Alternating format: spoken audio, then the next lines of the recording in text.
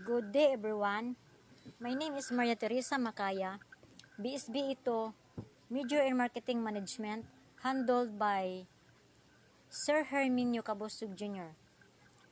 So today, I will be discussing Chapter 4, Theories of Buying and Selling. But before that, there is an introduction first.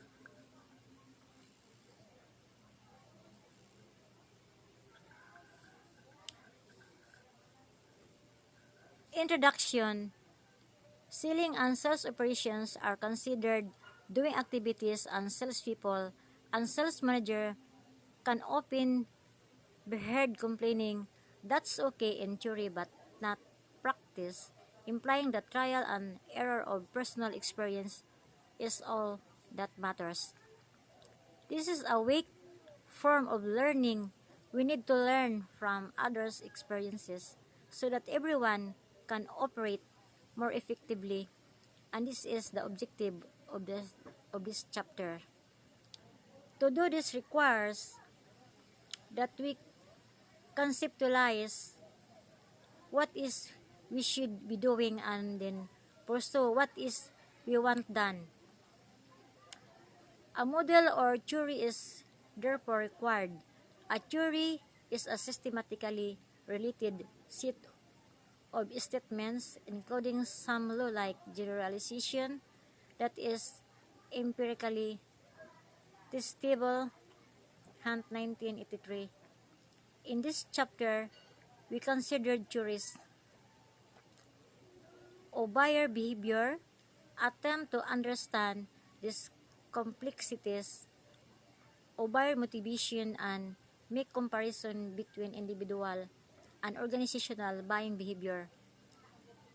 We then outline the most popular theories of selling and examine the techniques and processes recommended for salespeople to adopt.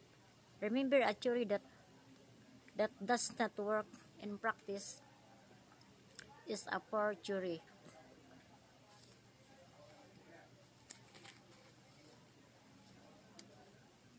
So in this chapter, the aim is to understand buyer behavior, to appreciate the complexity of buyer motivation and how buyer needs and the buying process can be widely different, to differentiate between individual and organizational buying, to be aware of and understand theories of selling, to explain and critique selling techniques, to describe sales processes, to outline negotiation practices and separate this from selling.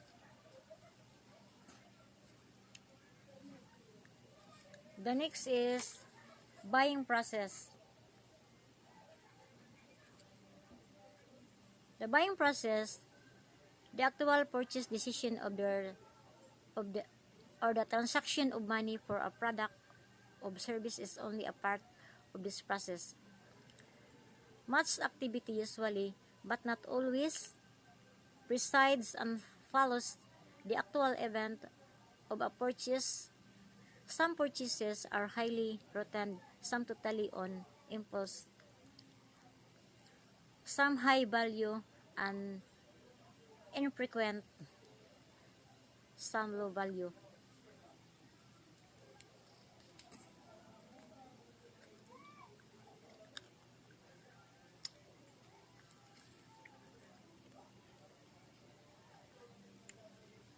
The buying process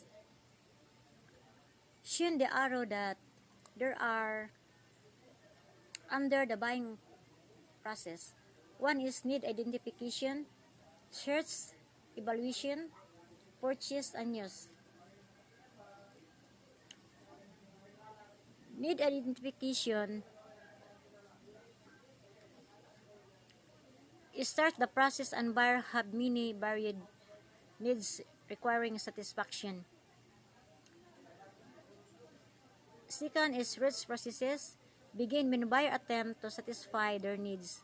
We do this by collecting information, sometimes very superficially, sometimes possibly, and on other occasions very active and in great details. Next is purchase. Normally follows evaluation, although the buyers may change purchase intention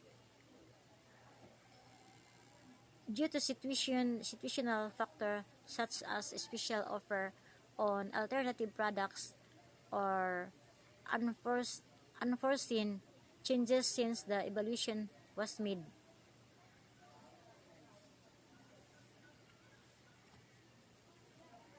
One is use.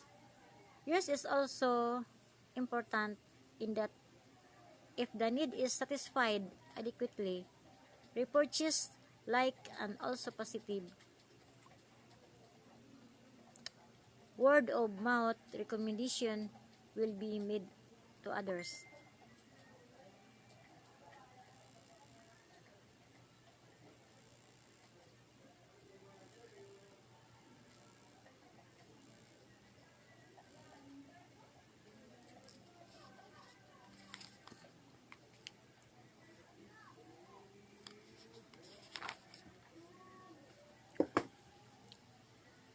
Next is component of buyer behavior.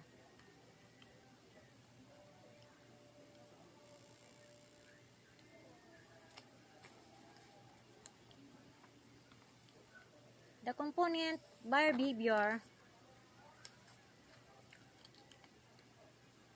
describe the main component parts of buyer behavior divided into personal psychology, cultural, social, and group influences affecting buyers.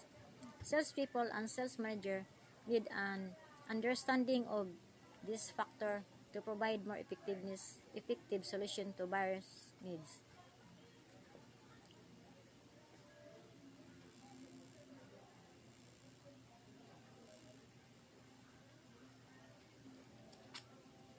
The next is personal factor in buyer behavior.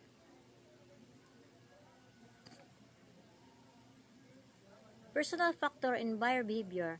The diversity of buyer decision is the result of the individuality of human beings. Some means of grouping buyers is therefore necessary to be able to market and sell effectively. Various personal character can be identified which help to group buyers into meaningful categories. In personal factors in buyer behavior, there are the under of personal factors in buyer behavior. So the one is age. Age is buyer preferences and purchase change with age and between different age group. Second is occupation.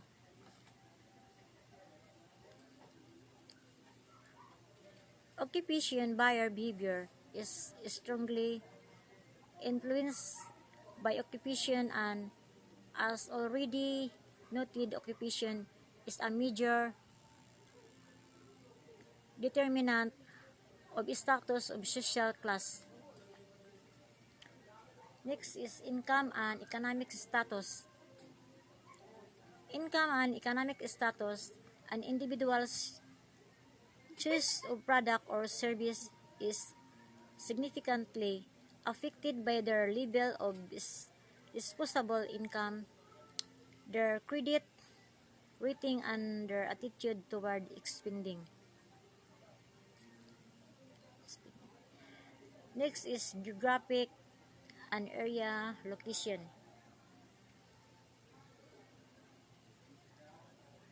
Geographic and area location sales effectiveness depend on the adequate and effective coverage of prospect and buyers, since consumers or industrial buyer may be geographically dispersed. Last is lifestyle.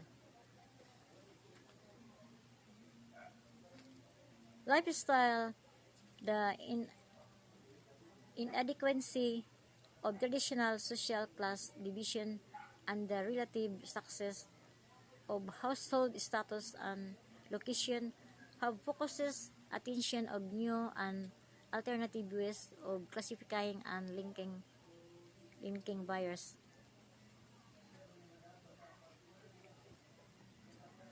Next is psychology factor in buyer behavior. Psychology factor which influence buyer behavior and need to be understood can be split into dynamic and different forces.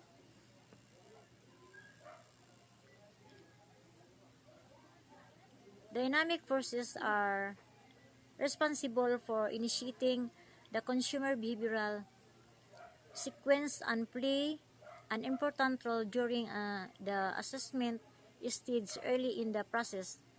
Personality and motivation are such focus forces which can stimulate needs and wants, yet are difficult to relate empirically to product demand. Directive forces such as perceptions, attitude, and learning can be more readily assisted and manipulated.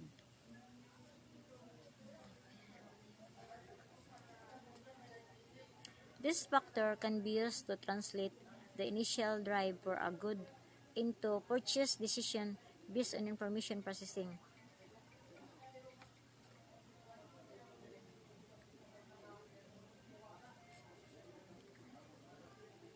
One is personality has been defined as configuration of individual characteristics and way of behaving which determine an individual's unique adjustment to his environment.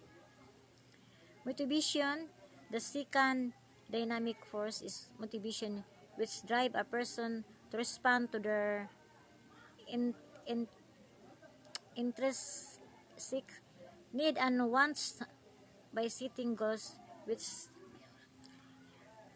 they then seek to satisfy through purchases of other behavior.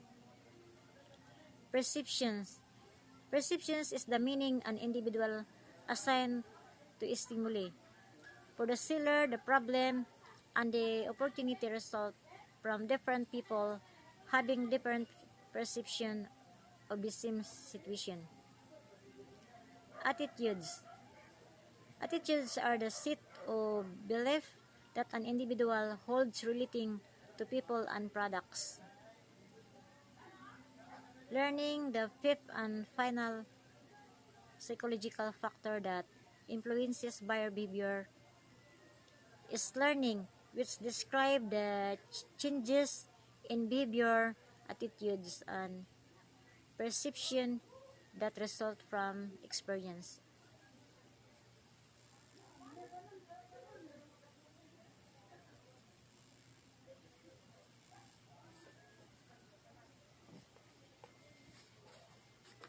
Next is social effect of buyer behavior.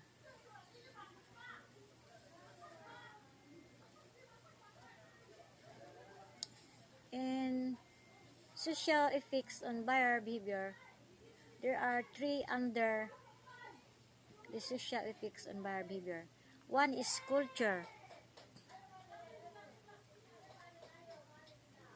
Culture is something that surround the individual in their environment and of which they from a part react to and are influenced by, although not always being aware of it.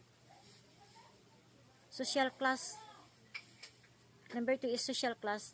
One of the most controversial areas in marketing is the use of social class as a mean of identifying groups of buyers.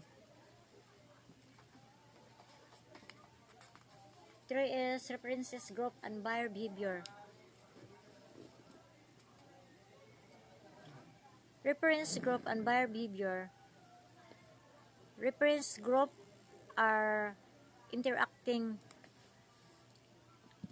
aggregation of people that influence an individual attitudes or behavior Engel et al. 1994.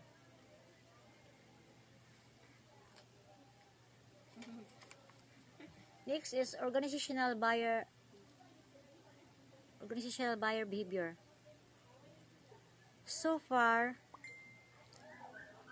in this chapter, the buyer has been considered as an individual purchasing goods and service for consumption. The influences on buyer behavior are vital to this process, particularly in the case of direct selling. It has already been noted that most salespeople, including retail salespeople, are involved in, in selling not directly to user consumer but through intermediaries or to other firms. Central to this selling effort is an understanding of not only individual buyer behavior but also the importance and effect of the organizational complexity of buying decision.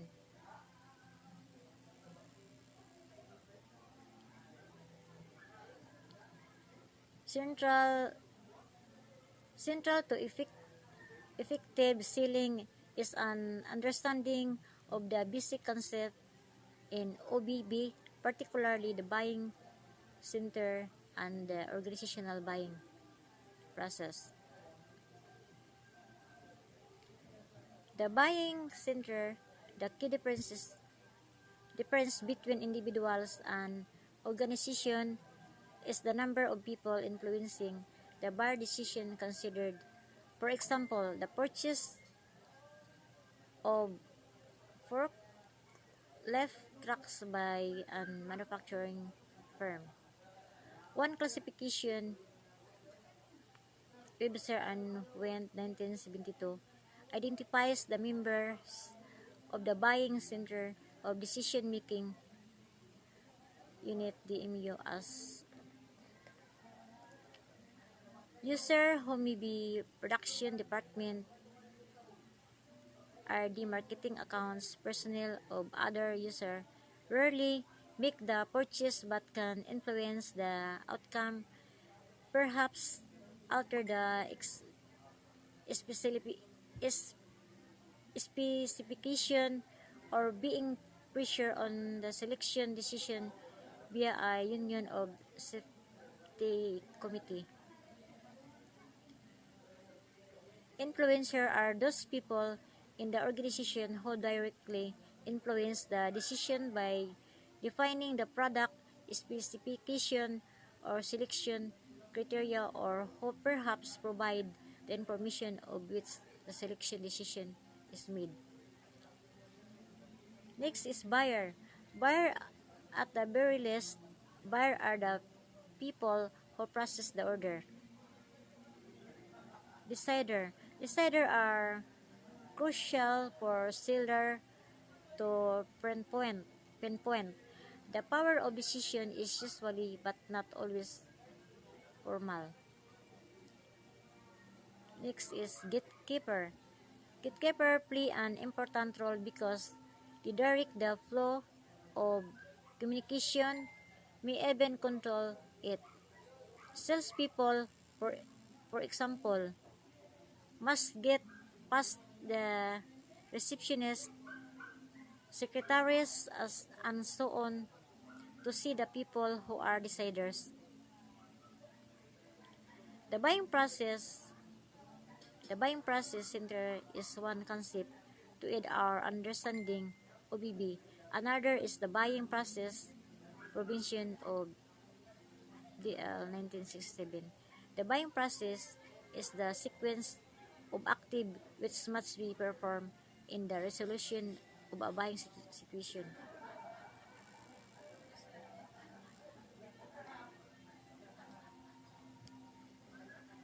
The buy grid model adapted from Robinson et al. 1967.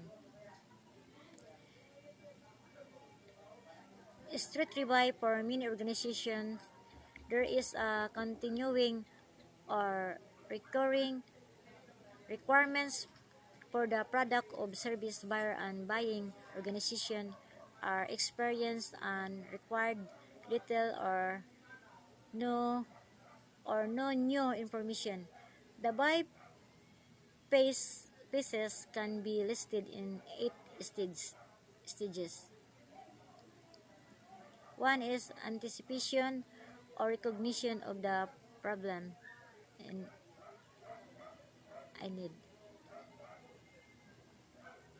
Recognition of the problem or a potential opportunity provides the trigger to the buying process. For example, if a machine is obsolete or breakdown, competitive edge is lost because of high cost, the skill ceiling is to identify the real and true nature of a customer problem. Two is determination of the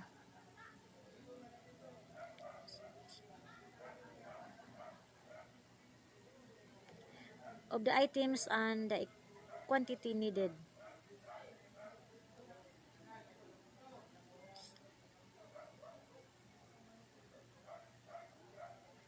Three is description of the characteristic of the item and the quantity needed. Clearly this is an extension piece to which translate the item into the easily communicated form. For example, by specification, British standard or band. Clearly this is an extension. Name establishing the product by name is marketing objective. For the buyer to cite and specification may limit price, deliver, and service option.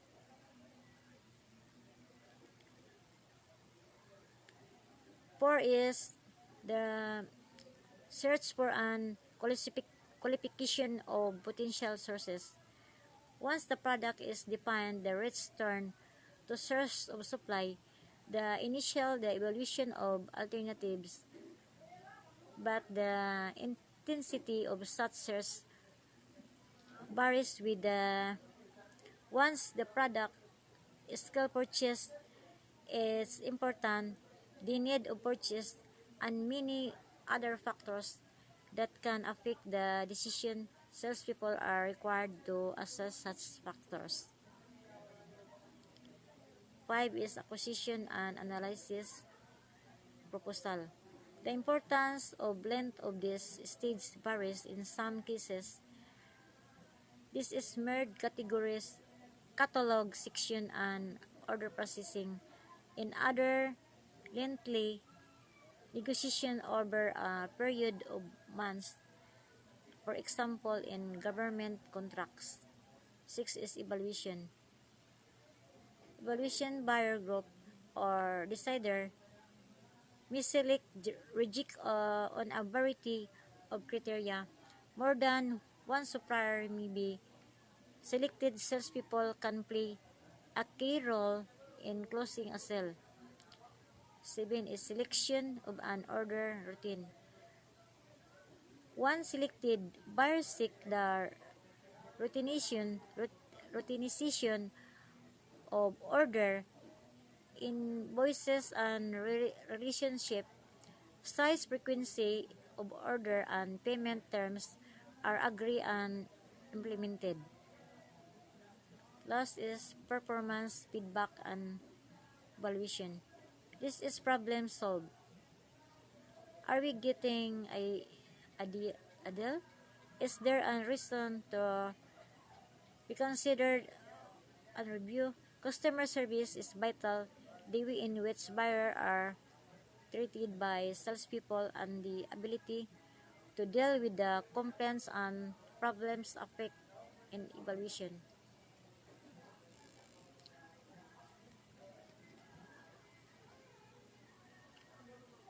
Next is the buy grade model on 4 assumptions. Number 1 is creeping commitment. Creeping commitment as the buyer of DMU moves through the process they become increasingly committed to purchase. The option become reduced, focuses is clearer, and competition reduced.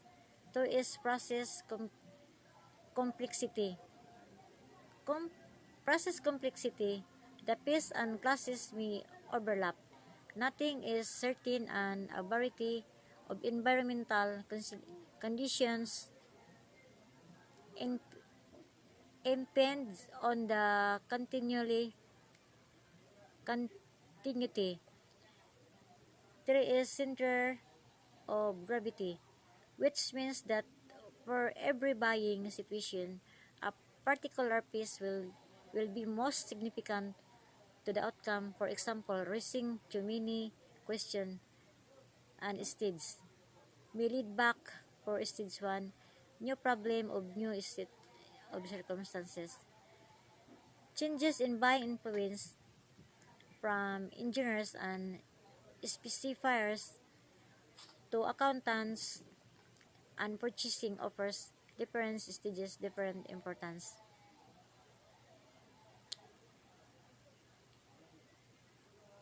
Buckner 1967 and more recent research, Donald 1994, confirms that the major factors is organizational and industrial buying are quality, delivery, reliability, flexibility and service, economics, reputation and professional competence, reciprocity, multiplicity of sources, quality of personnel.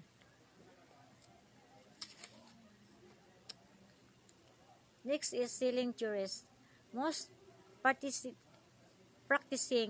salespeople consider selling theories to be contradiction in term and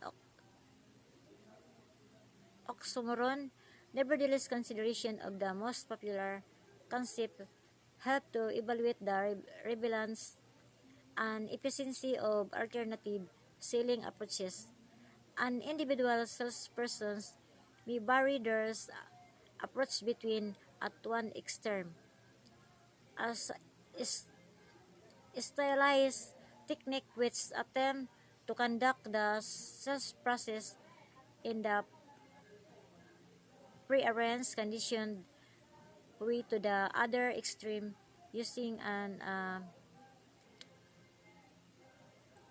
live and unplanned presentation in the most circumstances the other extreme in enable the some form of classification in order or plan for a sales interaction is both desirable and useful.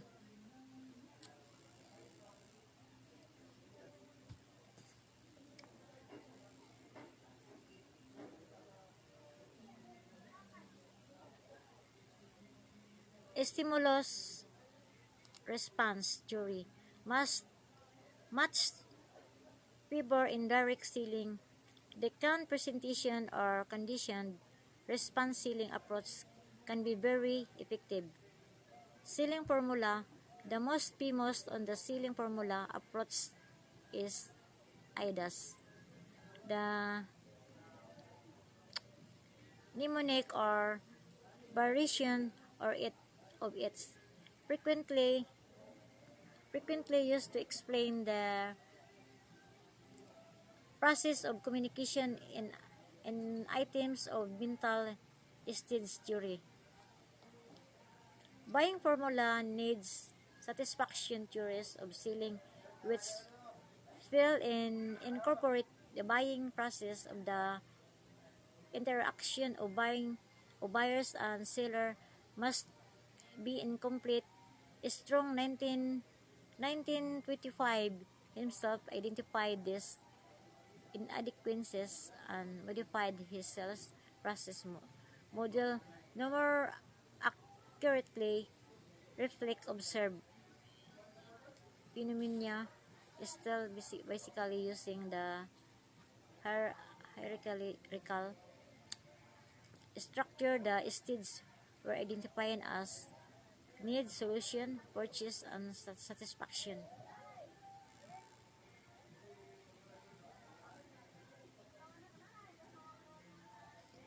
Problem solution theory, variation of the ceiling formula, approaches are often popular with sales practitioner and trainer. Buyer-seller similarity, unless the sales manager fully understand the nature of the interaction between buyer and the seller. Management of the sales force will be ineffective, while the importance of buyer-seller interaction may seem like stating of the obvious. Much of what is said and written about selling pay only scan attention of the complex behavioral relationship in sales situation. Techniques.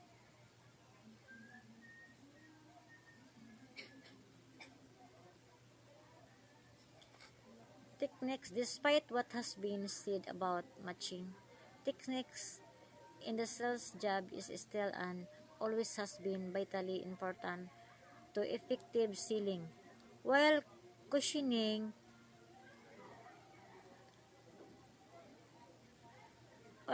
against the idea of the one best or universal way to sell, there are nevertheless some appropriate guidelines which can be recommended.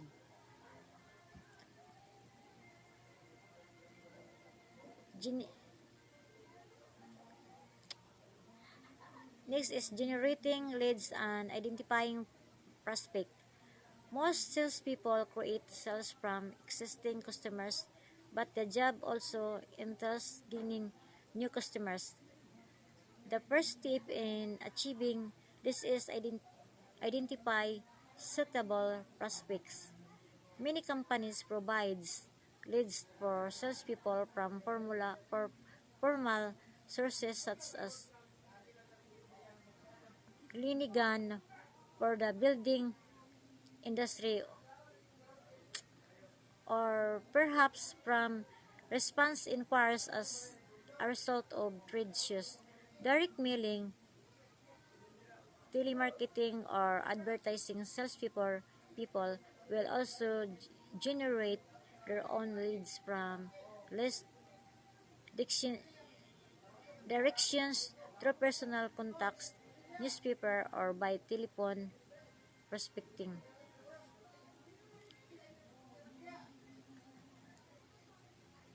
Next is pre-call planning. Pre-call planning, an old rule of thumb, suggests that a good sales process is 40% preparation, 20% preparation, and 40% follow-up, regardless of the accuracy of this percentage. This is no doubt that success can be linked to preparation.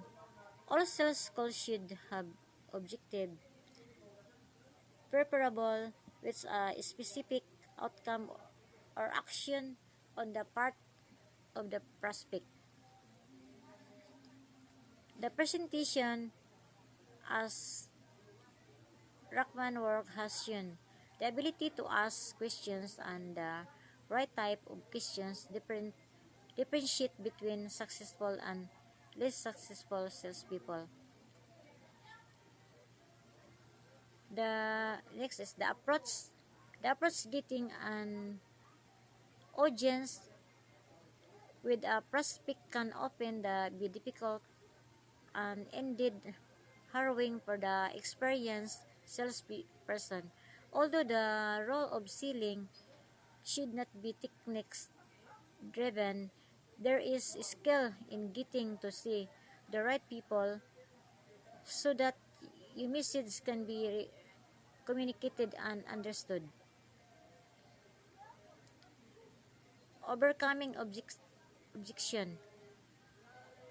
Overcoming objection, it is human nature that a buyer by me stall and Raise objection to sales presentations. Again, experienced salespeople with claim that objections are to be welcome since they confirm the buyer's interest in the product or service. Although the idea of questions is to real needs so that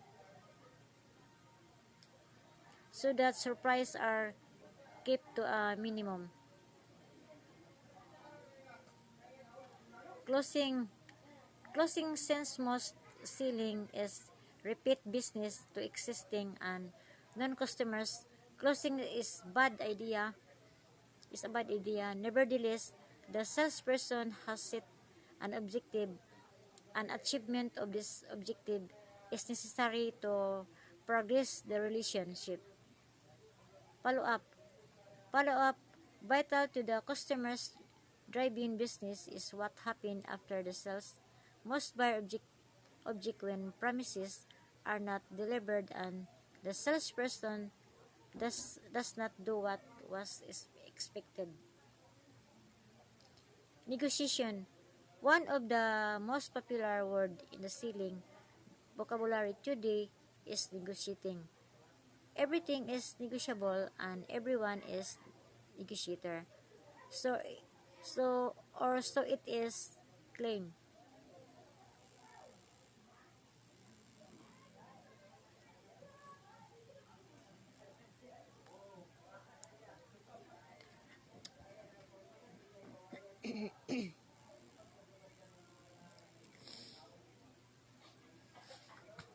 Negotiating can be seen as a process of 8 stages. Number one is preparation.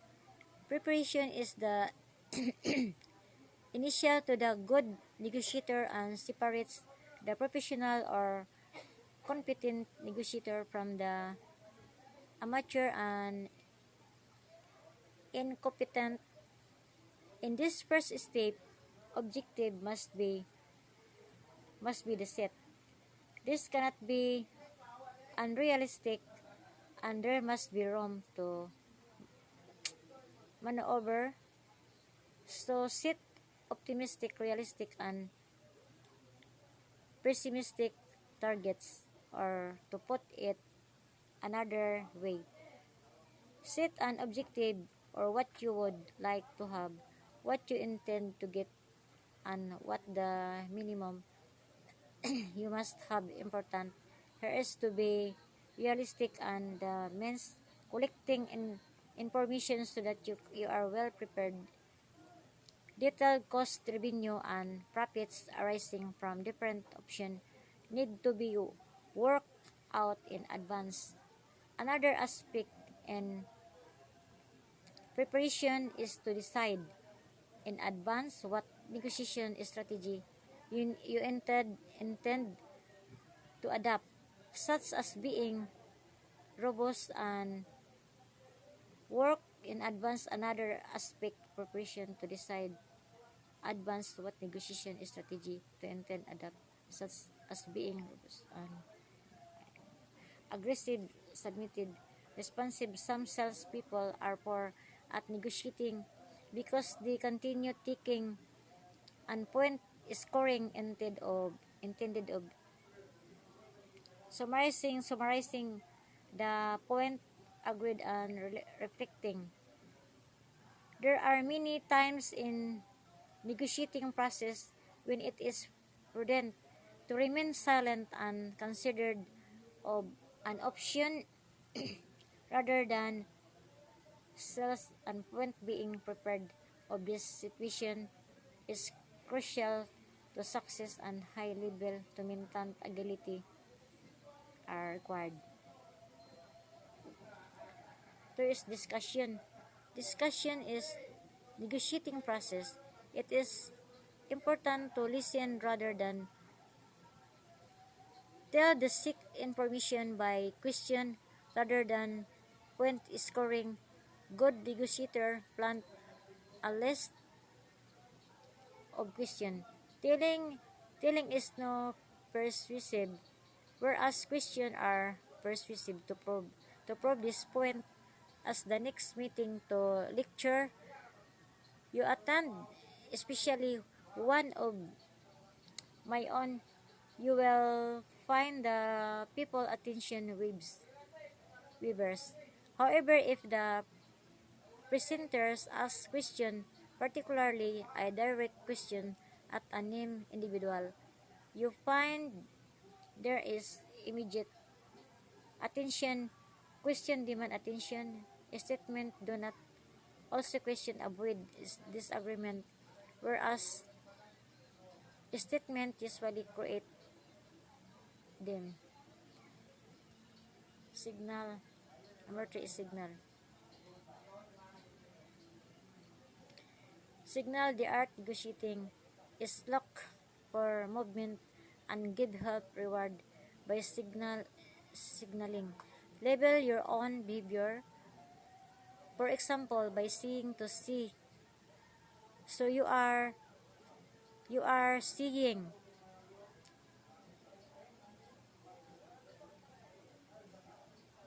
in proportion that the sticks is processed forward. In making any proposition, the negotiator must be fair, the flexible in any sensible negotiation. It is important to open realistically, move modesty and invites a response. Words such as fair, reasonable, and generous are to be avoided since they convey insincerity and are usually resisted by the other person who has a response. Words such as fair, responsible, and generous different restrictions so far and probably does not believe you anyway. Can see fairer than that means that almost any other we would be fair we, we would be we would be paired fairer. Presentation, while part of this process, is inevitable in inevitably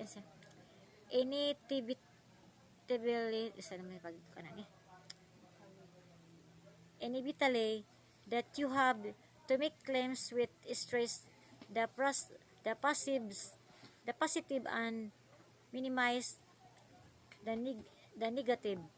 It is more important to gig is other personality objective. Negotiation very often break down because of lack appreciation of its other situation. Each party perceptions are open, others perception objective.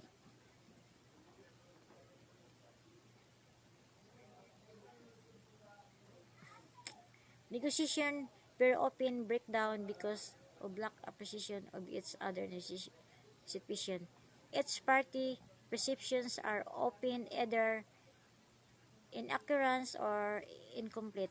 The skilled negotiator is practice the ensuring that prescriptions are accurate.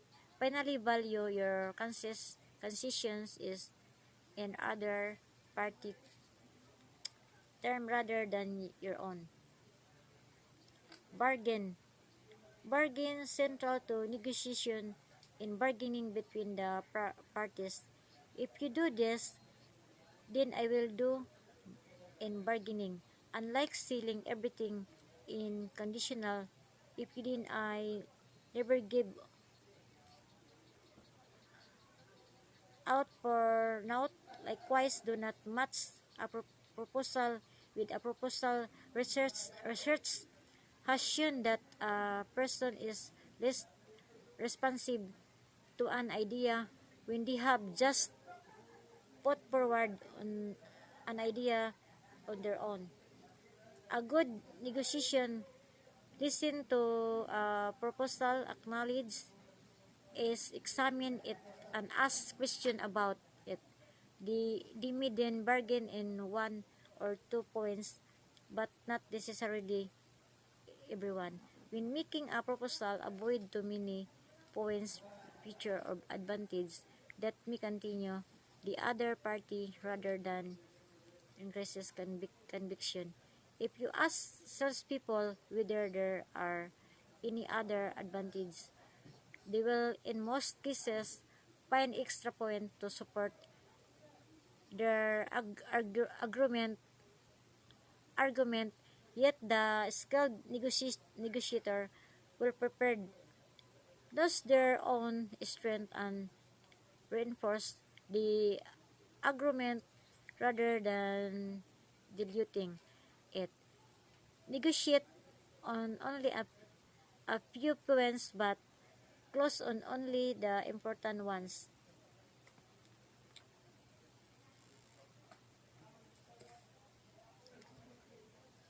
7. Close negotiation must have some form of outcome and therefore agree your points, summarize your position, but do not be aggressive. Number 8 is agreement. Don't just agree, get commitment, and if possible, write out the commitment so there is no misunderstanding.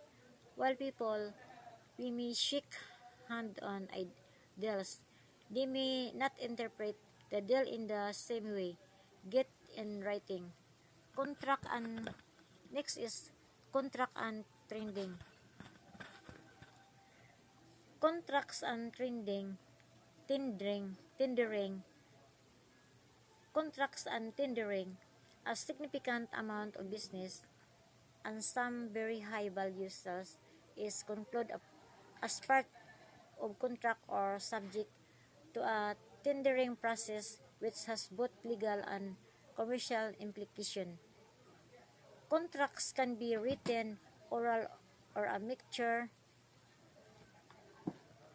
or both. As with negotiation, it is advisable to have a written contracts with avoid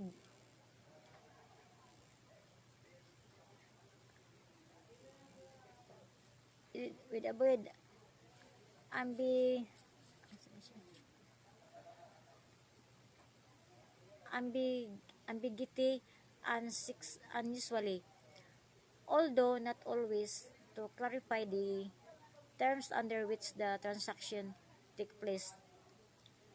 Building and construction project original equipment suppliers and government purchases are often conducted in these manners.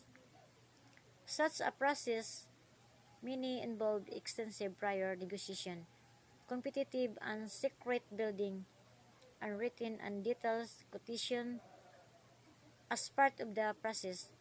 In the early stage, an open offer may be made by purchaser, inviting bids for the work of contracts. In some cases, pre-qualification criteria may be set to limit the potential bidders, and if the process is likely to be expensive, may only invite a few approved suppliers to tender to the works. Contracts which are large, high value, and for complex works are best written, but even in one-off sales, it is necessary for a company to protect itself from possible litigation. Terms and conditions of sales are therefore standard practice.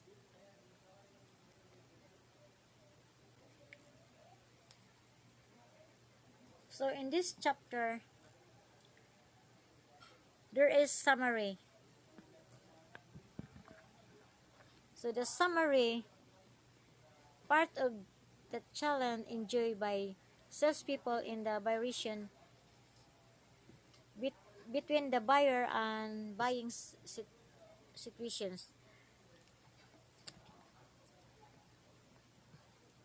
To seek improvement in sales performance necessitates studying not only the characteristic of salespeople, the theories of selling and the skills and techniques used in selling, but also characteristic of buyers, theories of buying and buyer-seller interaction. A formal study of consumers and organizational buyer behavior is vital and understand the complexities